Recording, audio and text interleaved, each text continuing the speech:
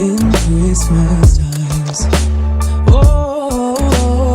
Alrighty, so the first thing that we are making today are some super simple vanilla sugar cookies. I started with some vegan butter as well as some sugar and some vanilla and some flax eggs, which I used an electric beater to whisk together. Then I also added in some flour as well as baking soda and salt and mixed this all together until it got this nice dough-like texture, as you can see. From there, I rolled the mixture into balls and then flattened them down and put them onto a baking tray. This is the ideal cookie size that you want for this recipe, and I baked these in the oven for 15 to 17 minutes. I also made this very fluorescent green icing whilst the cookies were in the oven. The recipe will also be linked down below. It's super simple. You can definitely make it more green if you would like to, but these are really delicious and very simple.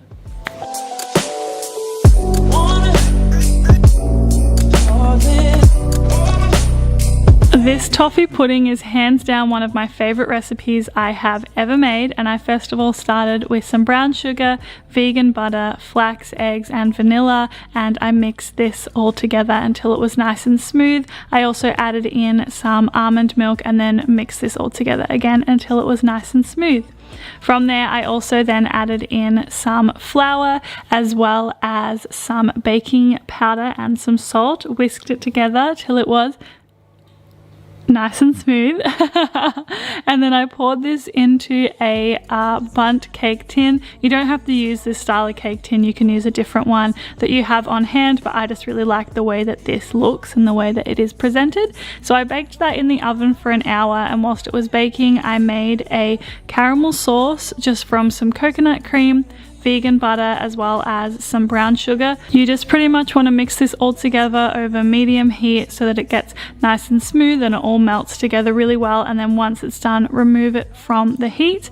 I then poured this over my pudding, which was cooked. You don't have to do it this way, you can definitely just do it individually as you serve it, but I just wanted to get the pouring shot if I am completely honest. So I cut a slice of this and then I served it with some extra caramel sauce, and I also served it with some vegan custard. I actually found this in the supermarket here in Australia. It tasted so good, so delicious. I definitely recommend checking it out. I also recommend trying this recipe. It's one of my favorites and I hope you love it as much as I do.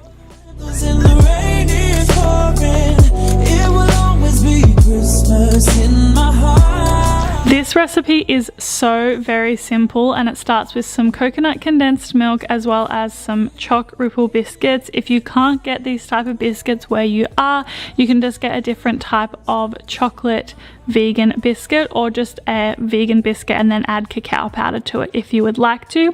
So I blended all of these choc ripple biscuits to make it into a crumb, but you can also do it the old-fashioned way and just use a rolling pin over a tea towel and it will work pretty similarly. It will just take a little bit longer.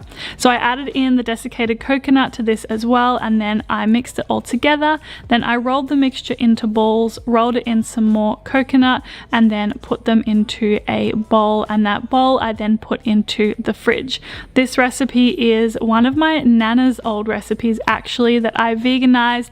So simple. It has been loved in my family for years. I highly recommend checking it out as a really easy vegan dessert to make that lots of people will love. Doesn't matter if the snow is falling or the windows in the rain is pouring. So apricots are an absolute staple for me in the summertime here in Australia, so I really wanted to try making a dessert with apricots, and I'm so stoked I did because I love this so very much. I started with some flour, sugar, baking powder and salt in a bowl, which I mixed together with a whisk, and then from there I also mixed some soy milk and some apple cider vinegar together to make like a vegan buttermilk, and I left this to set for like a minute on the side. A minute is honestly plenty, and then I poured it into my mixture with some flax eggs as well. I mixed this together until it was nice and smooth, and then after that I also added in some vegan choc chips as well as some vegan dried apricots. I mean most dried apricots should be vegan, But anyway, I mixed this together nice and well, and then I poured it into a lined baking tin. So this is kind of like banana bread minus the bananas, add choc chips and apricots, and on the top I put some more vegan choc chips as well as some fresh apricots which I had sliced up, and then from there I put this in the oven to bake it for about an hour, or honestly just until a knife comes out clean, and then you will know that it is perfect. Once again, this is one of my favorite vegan dessert recipes I've ever made. I was so stoked with it. The loaf is kind of crispy on the outside but really soft and fresh on the inside. It is perfect served warm. You could serve it with almond butter, vegan butter. You could even serve it with some vegan custard. So delicious. I hope you love it as much as I did.